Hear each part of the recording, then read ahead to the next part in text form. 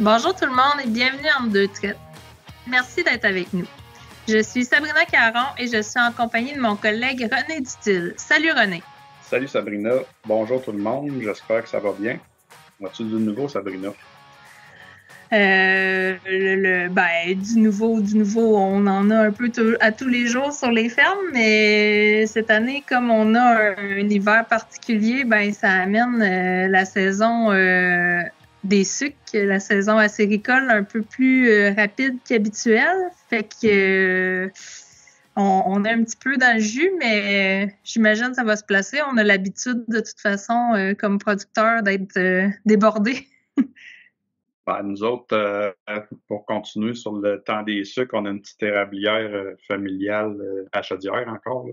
C'est un de mes amis qui s'occupe de ça. Puis cette année, mal au dos, paf, il n'y aura pas de sucre il n'y aura pas de saison 2024 à la ferme chez nous. Ça va être remis à l'année prochaine. Puis là, commence à penser à s'automatiser comme le reste de la ferme, à y aller vers la collecte en tublure.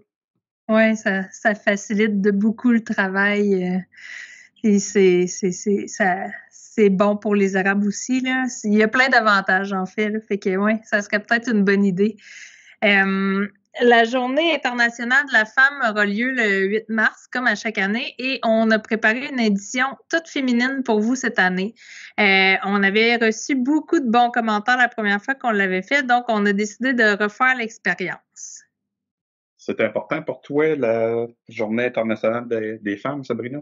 Il y a quelques années, je me disais tout le temps, moi, je suis une femme, puis j'ai jamais eu de problème à prendre ma place, puis je suis comme fonceuse, fait que si je veux aller en quelque part, si je veux m'impliquer, je me présente, j'y vais, puis ça finit là. Mais en vieillissant peut-être, ou c'est la sagesse, je sais pas, mais j'ai réalisé que si j'ai une certaine facilité à aller m'impliquer ou à avoir une ferme aujourd'hui, c'est qu'il y a des femmes avant moi qui ont tracé le chemin ou qui ont ouvert le chemin ou qui l'ont déneigé, là, je sais pas comment le dire, mais il y a eu du monde qui ont facilité ma route, puis aujourd'hui, moi, je pense pas que ce soit un problème pour moi. Peut-être parce que j'ai confiance en moi. Pour certaines d'autres, c'est plus difficile. Ça dépend de qui tu es entouré aussi. Fait que oui, c'est une journée pour laquelle c'est important de rappeler qu'on est là, on est sur les fermes, puis qu'il y a encore des inégalités ou des affaires bizarres, là, des vendeurs qui veulent pas parler à une femme ou ce genre de trucs-là, ça existe encore. Donc, je pense que la journée a encore sa place.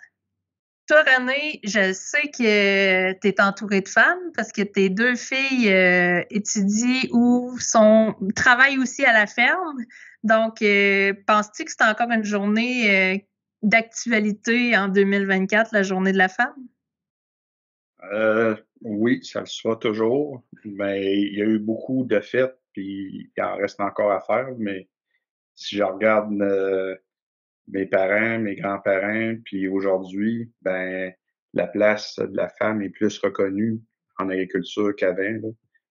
Là. Maintenant, on sent moins de discrimination. C'est comme plus naturel. C'est moins mal vu, j'espère.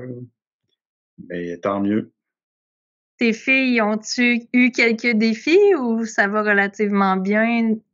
Je te dirais que reprendre une entreprise, déjà, c'est plein de défis. Puis reprendre une entreprise agricole, je pense qu'il y a une couche de plus, là, parce que là, tu joues avec du vivant, tu joues avec la météo, tu joues avec beaucoup plus de variables, d'inconnus, puis tout ça, là.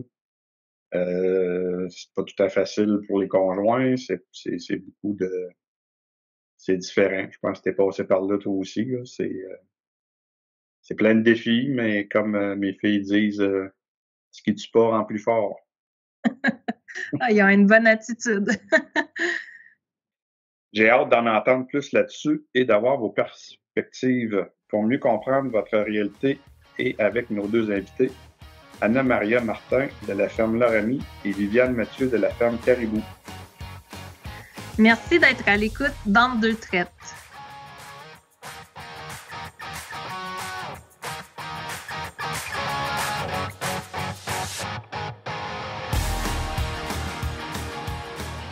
La première journée internationale des femmes a été célébrée le 19 mars 1911 pour revendiquer le droit de vote des femmes, le droit du travail et la fin des discriminations. On a fait beaucoup de chemin depuis ce temps-là, mais il y a encore du chemin à faire.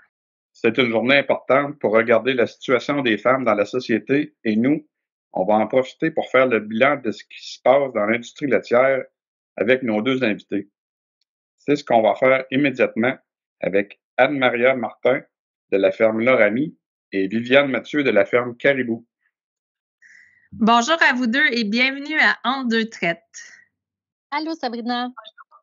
Salut Sabrina. Avant qu'on commence, on aime toujours ça en apprendre plus sur nos invités et leur ferme. Anna-Maria, parle-nous un peu de la ferme Lorami. Vous êtes à quel endroit? Vous avez quel genre de troupeau? Je te laisse y aller. Oui, on est dans le Haut-Richelieu. C'est une ferme laitière de 4e génération et ma 5e arrivera très bientôt. On est en robot de traite depuis 2014. On a un troupeau de 80 kilos. Et de ton côté, Viviane, parle-nous de la ferme Caribou. Oui, ferme Caribou, c'est une ferme laitière qui est située à Terrebonne. On détient un troupeau d'environ 160 vaches en lactation pour un total de 280 kilos de quota. On est en système de carrousel, puis on détient environ 1000 acres en grande culture et pour les besoins des fourrages pour notre troupeau. J'ai vu dans une revue agricole, me semble que vous aviez des plans, ou toi, peut-être plus des plans pour une fromagerie aussi? Oui, c'est ça, exactement. Moi, je fais partie, je suis la 6e génération. Ça fait maintenant 3 ans que je suis à temps plein sur la ferme. Et c'est vraiment un projet qui me tient à cœur, qui nous tient à cœur à toute l'équipe aussi. C'est vraiment de faire la chaîne complète, puis de contrôler la qualité de tous nos produits. Fait qu'on part du champ, la qualité de nos fourrages, la qualité de notre lait produit à la ferme. Et maintenant, on va pouvoir contrôler la qualité de notre fromage qu'on va pouvoir transformer le lait directement. Donc, c'est vraiment d'aller chercher la valeur ajoutée du lait qu'on fait en ce moment et de pouvoir avoir un contact directement avec le consommateur, puis leur démontrer comment quelle est notre production laitière, comment que ça se passe réellement, puis qu'ils sachent la provenance de ce qu'ils mettent dans leur assiette. Et vous en êtes à quelle étape dans ce projet-là? Ça avance bien. Ça fait déjà 2 ans qu'on y travaille. Donc, ça va se concrétiser là, cet été. On devrait commencer la construction pour une ouverture en 2025. Oh wow! Je vais vous poser maintenant la même question que j'ai posée à Sabrina au début du balado. La Journée internationale des femmes, c'est important pour vous? Anne-Maria d'abord. Oui, c'est important, je pense, de continuer de la souligner parce qu'il y a encore on doit encore avancer sur le droit des femmes. C'est pas terminé. Le combat n'est pas encore terminé. Est-ce qu'un jour ça deviendra un sujet qui sera plus nécessaire? Ce serait merveilleux, je pense, pour toutes les femmes de la planète. Mais on a encore un bout de chemin à faire pour les droits des femmes. Il reste encore des iniquités, autant pour lorsqu'elles viennent pour demander des prêts, même pour des vendeurs, des simples vendeurs que parfois passent à la ferme puis qui cherchent le père ou le frère ou je sais pas qui, parce qu'il semble que même encore en 2024, une productrice, c'est anormal qu'elle soit, mettons, propriétaire unique de la ferme. Fait que ça reste encore des choses, il reste encore un petit bout de chemin à faire. Fait que c'est pour ça qu'elle existe encore cette journée-là. Et toi, Viviane? Je trouve que c'est vraiment important de la garder, comme Anna-Maria disait. C'est vraiment une journée qui nous est dédiée, puis de mettre en lumière la femme qu'on est présente, puis pour cette journée-là, sert vraiment là, à reconnaître nos efforts, puis tout notre travail qu'on fait depuis si longtemps. C'est un peu aussi, pour moi, d'inspirer les jeunes à dire que, justement, de normaliser le fait qu'il y a des femmes dans l'agriculture, puis que ça soit rendu normal là, de voir une propriétaire agricultrice. Fait que c'est aussi un moyen, comme aujourd'hui on le fait, de soutenir mutuellement puis de partager nos expériences entre femmes. Fait que c'est vraiment une journée, c'est notre journée, on en profite. Anna-Maria puis Viviane, votre cheminement pour arriver à devenir productrice laitière est complètement différent. Viviane, toi, tu as grandi sur la ferme. Ça a été un choix de carrière facile ou pas tant que ça? Quand même facile, je te dirais, parce que on dirait que mon chemin, je le vois en avant, puis tu sais, je le suis. Oui, des fois, il y a des petits défis, mais je reviens tout le temps vraiment à ma ligne directrice. Puis je pense que ça a été plus facile pour moi de savoir, OK, je veux devenir productrice laitière parce que on a vécu depuis ma jeunesse. Je vois mes parents travailler là-dedans. Je vis le mode de vie, pas de l'agriculture. Fait que, je l'ai su parce que je l'ai vu. C'est vraiment évolué dans notre famille. Fait que ça a été un chemin assez facile. Puis, ben, on ajoute la diversification avec la transformation. Ça, c'est comme mon petit côté que j'ajoute à l'entreprise. Si je regarde de mon côté, c'est évidemment l'inverse de Viviane. Je n'ai pas grandi sur une ferme laitière. Je proviens même pas du milieu agricole de la campagne. J'ai été élevée en ville. Évidemment, ce qui m'a amené de la campagne, c'est l'amour. Fait que oui, j'étais peut-être une précurseur de l'époque qui n'existait pas ici. L'amour est dans le pré. Ben, j'ai trouvé quelqu'un de la campagne et je l'ai épousé.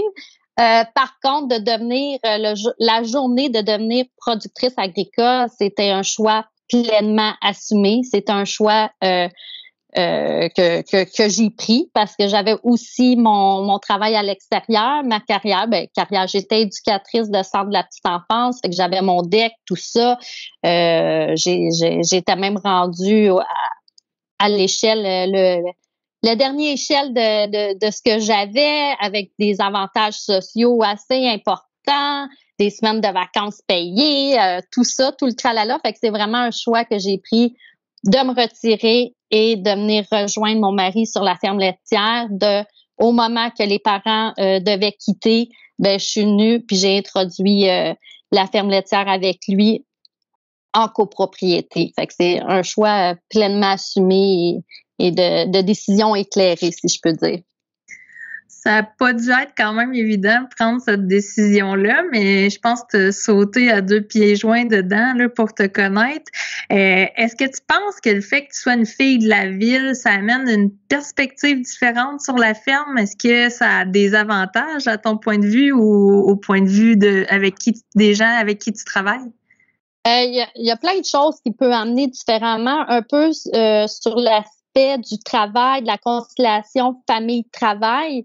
C'est évidemment que c'est quelque chose que je tenais beaucoup et que j'ai apporté. Si je regarde les générations en arrière, ben prendre des vacances, c'était tabou, on n'en parlait pas, c'est quelque chose qui n'existe pas, là, c'est impossible. Tu peux pas être producteur laitier puis avoir une semaine de vacances.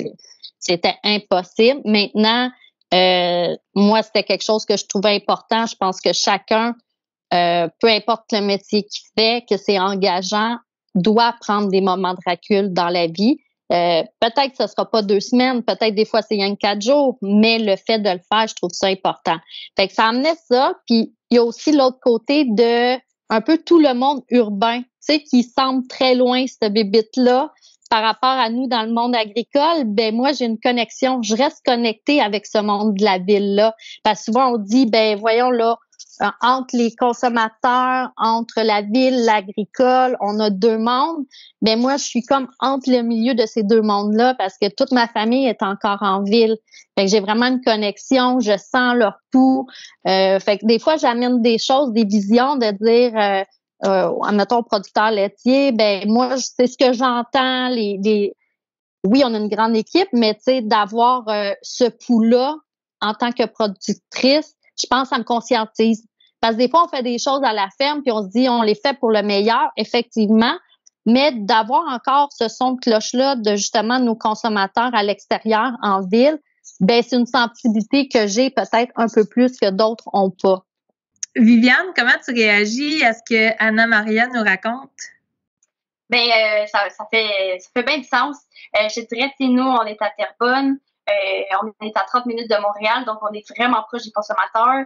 Puis on reçoit beaucoup de groupes, fait qu'on est conscientisé un peu de la relation. Puis c'est aussi avec le projet de la fromagerie qu'on peut mettre encore plus à l'image du producteur, de la travailler. Puis c'est ça, c'est vraiment d'être conscient de la relation entre les deux que je pense que Anna Maria, autant que nous proches de la ville, on est capable de l'imaginer. Puis moi j'ai étudié plus en ville, là, fait que mes amis, il n'y a pas personne quasiment proche là, qui est agriculteur. Fait que j'ai vraiment le point de vue aussi du consommateur parce que lui, il l'achète à l'épicerie, là, son lait. En même temps, mon conjoint vient aussi de la ville, donc qui est maintenant à temps plein sur la ferme, mais il y a quand même le point de vue extérieur qui amène, parce que des fois, tu sais, c'est très familial, puis c'est comme une bulle, là. Fait qu'on a toute la même idée, puis on a tout le temps les mêmes, tu sais, on travaille tous sur le même objectif, mais déjà, des fois, d'avoir quelqu'un qui arrive puis qui regarde l'idée d'un autre angle, ça peut faire la différence, puis vraiment aider à tous les projets puis les idées qui peuvent être amenées. Bon, bien, la table est mise pour cette discussion. On va s'arrêter pour un court message de notre commanditaire et on revient dans 30 secondes.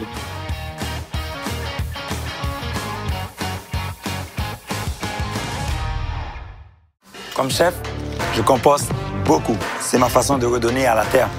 Salut Jeanne. Comment les producteurs laitiers prennent-ils soin de notre planète? À la ferme, on composte le fumier. Ça permet de réduire notre empreinte carbone. Le fumier enrichit aussi le sol, ce qui aide à faire pousser les récoltes. Ah, c'est comme le cercle de la vie. Oui, on travaille à bâtir un avenir durable. Moi, je suis partante. Et toi? Je suis partant. C'est ça, l'avenir laitier. Carboneutre d'ici 2050.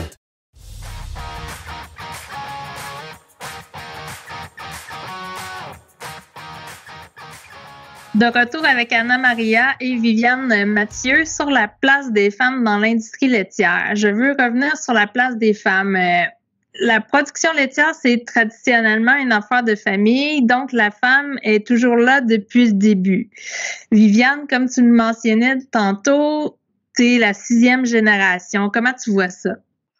Je dirais la femme, je pense qu'elle a toujours été présente dans l'agriculture, mais elle n'a jamais été reconnue comme aujourd'hui on peut évoluer là-dessus, mais elle a jamais pu avoir de pouvoir autant qu'aujourd'hui puis dans le futur.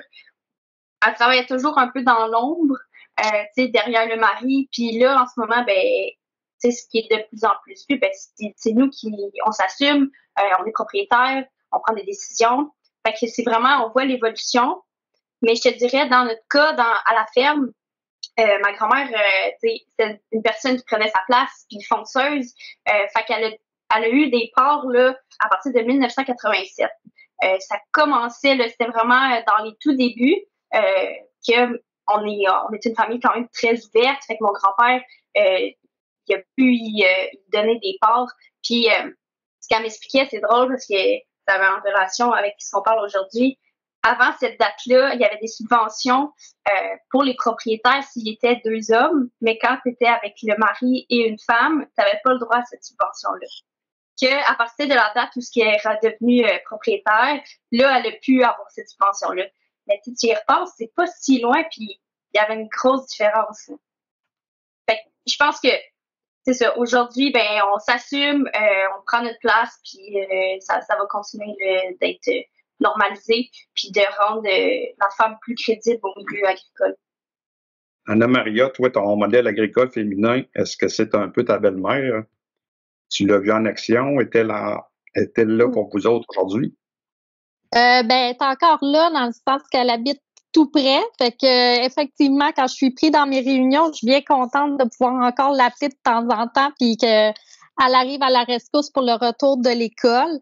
Par contre, je suis quelqu'un déjà de fonceuse, qui a besoin d'aller au-devant, de défendre des modèles. Alors, ça a été comme plus intuitif. Quand j'ai vu qu'il existait des réunions de conseil d'administration, d'assemblée générale, puis que c'était en lien directement, que j'avais un pouvoir, tout de suite, ça a été naturel. Il fallait que je me rende là, il fallait que j'entende. Donc, j'ai comme développé quand même ma propre façon, dans le fond, ma propre couleur d'être dans le monde agricole, là. Je l'ai faite par moi-même. Ma belle-mère était beaucoup du modèle qu'on voit depuis longtemps, c'est-à-dire elle était là, elle faisait la comptabilité, beaucoup de temps qu'on voyait pas. Elle faisait ce temps-là, mais on le voyait pas. Elle venait aider aussi au champ par moment, dans les moments un peu plus de rush, mais elle n'était pas reconnue. C'était la ferme de son mari.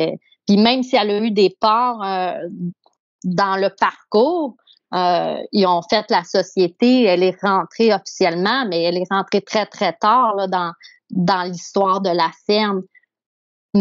Tandis que moi, j'ai comme rentré dedans à pieds joints sans rien penser, puis go, on y va, je prends ma pleine place.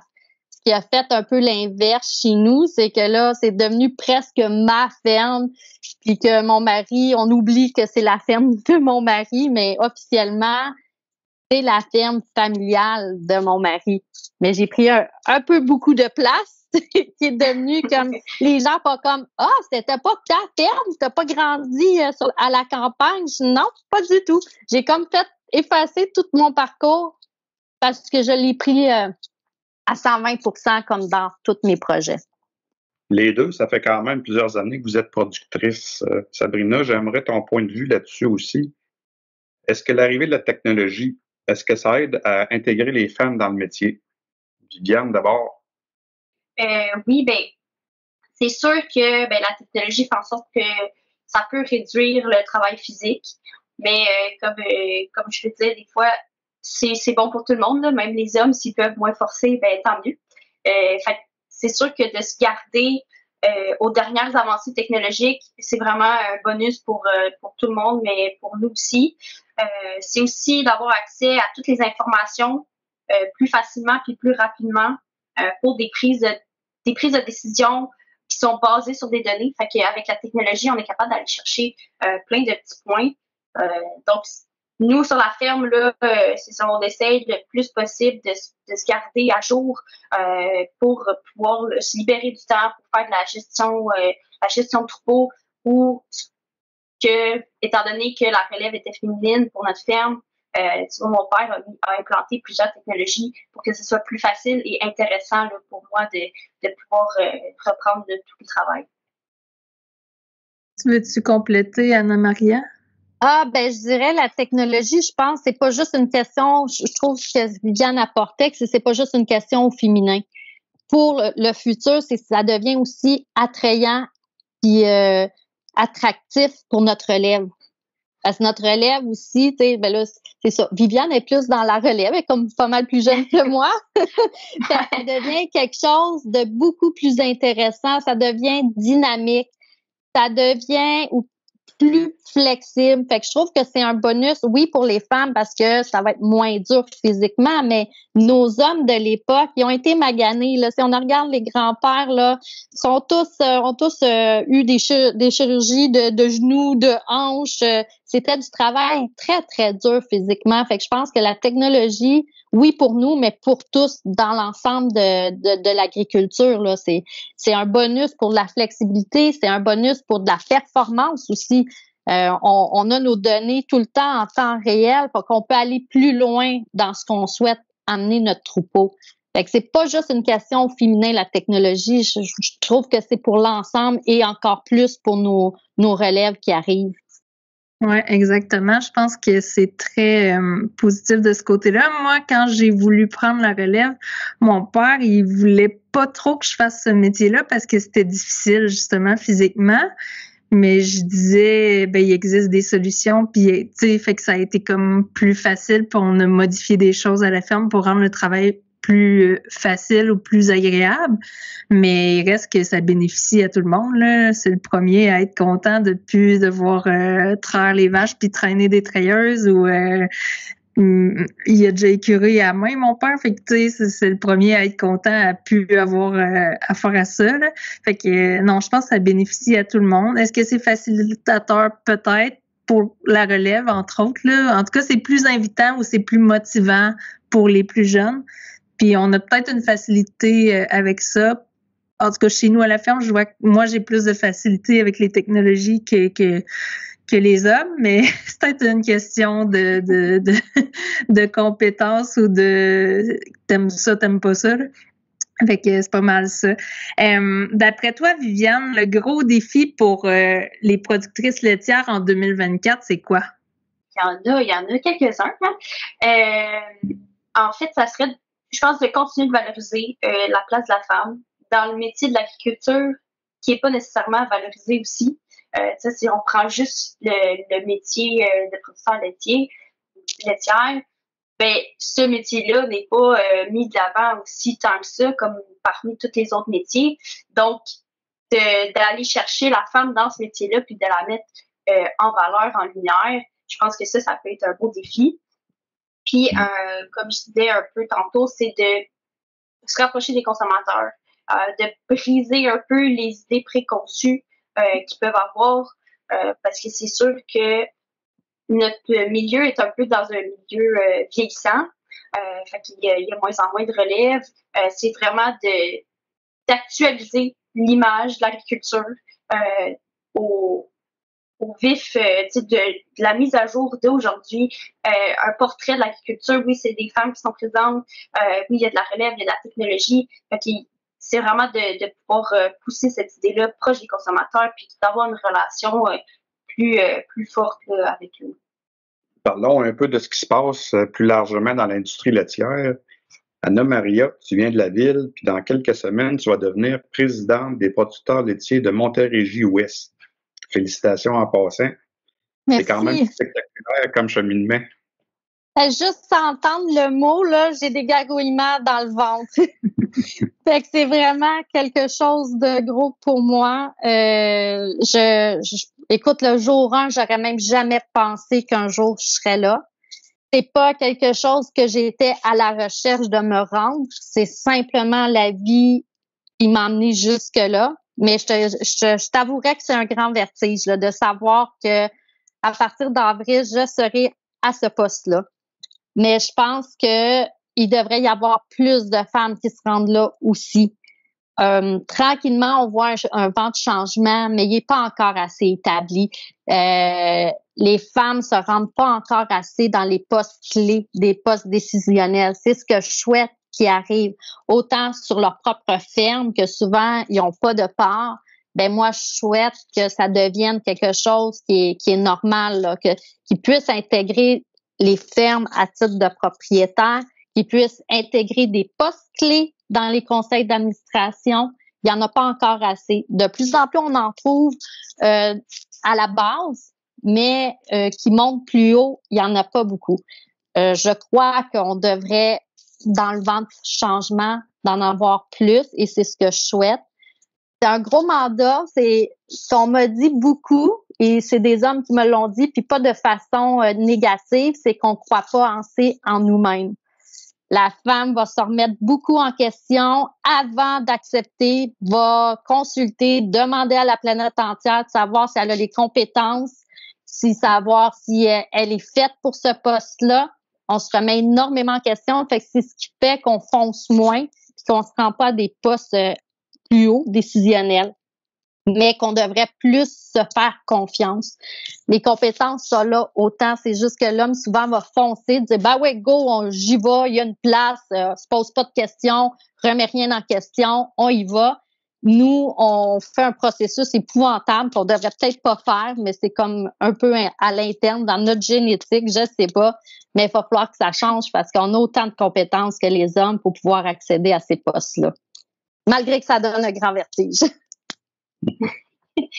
En terminant, si vous aviez un message pour les jeunes femmes qui commencent ou même qui pensent à se lancer dans la production laitière, ça serait quoi? Anne-Maria, on commence par toi. Ce serait quoi? Ben, ce qui est certain, c'est qu'on a probablement tous des aptitudes. Donc, si quelque chose qui lui intéresse, si elle sent qu'elle aime l'animal, c'est sûr que là, on parle de production laitière. Fait que donc, si tu aimes l'animal, la vache à la base, tu as probablement tout pour devenir une bonne productrice laitière. On a souvent justement du ressentiment de l'animal, des bonnes aptitudes pour pour être comme proche de l'animal, de sentir son bien-être, d'avoir à cœur son bien-être. On parle beaucoup de bien-être animal. Ben, je pense que les femmes ont justement ce petit sens-là de plus, d'avoir des petits veaux secs, être certain qu'ils sont bien nourris, qu'on donne pas juste un quart de bouteille, mais qu'on la donne au complet, même si ça prend 20 minutes parce que il est difficile le petit veau, ben on reste, on maintient, on est tenace. Tu sais, c'est ce que je vois le plus souvent, c'est on est plus patiente et tenace que les hommes. Fait que si vous avez senti cet appel-là, ben écoutez, allez-y, c'est certain que vous allez être une bonne candidate. Viviane, toi, as-tu un message pour les jeunes filles, autres comme 3 pommes, là, comme ma fille là, de 15 ans là, qui commence à penser à ça, qui rêve à une carrière de productrice? As-tu quelque chose à leur dire? Ben, on parlait tantôt avec Anna-Maria de la confiance. Faites-vous confiance, foncez, vous avez une idée. Ayez pas peur de lancer des idées puis de dire OK, on fait ça, on y va, tester. C'est sûr que c'est la passion qui va vous guider, puis suivez-la. Essayez pas de changer s'il y a des personnes à l'externe qui vous disent quelque chose. Donc, suivez votre idée. Comme moi, j'ai pu le faire avec la fromagerie, je suis mon idée depuis le début. Ça n'a pas été facile, ça n'a pas toujours été facile, mais je suis assez confiante que c'est un projet qui va fonctionner, que ça, qu'on convainc les gens, puis que c'est vraiment l'attitude aussi qu'il faut avoir. Mais c'est aussi d'aller chercher toute la formation nécessaire, de s'entourer vraiment. On ne réussira pas tout seul. C'est vraiment une équipe autour de toi. Il faut que tu bâtisses. Moi, je suis assez jeune, fait que j'ai pas d'expérience dans le milieu, veux pas. Fait que d'aller chercher des formations, des experts, conseillers externes, que eux ont l'expérience, qui peuvent aller nous donner des connaissances, puis nous aider dans le cheminement. Ça, je pense, c'est vraiment une clé. Puis l'équipe à la ferme, toujours d'avoir une bonne équipe qui nous appuie dans le cheminement, c'est toujours bon. Mais plein d'opportunités vont s'offrir à nous autres. C'est de suivre notre passion, je pense. Sincèrement, merci à vous deux. Merci à vous 3. Merci d'être revenus à Entre deux traites et bonne journée internationale des femmes. Merci René. Merci Sabrina. Merci.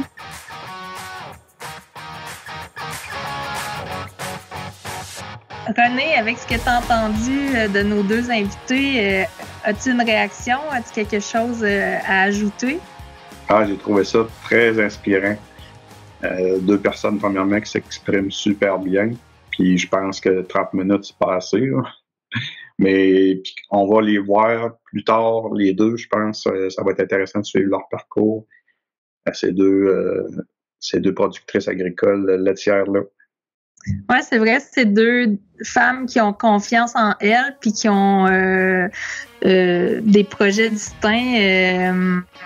Viviane avec la fromagerie, puis Anna-Maria avec ses implications là, aux producteurs de lait. Je pense que c'est juste un début pour ces 2 femmes-là.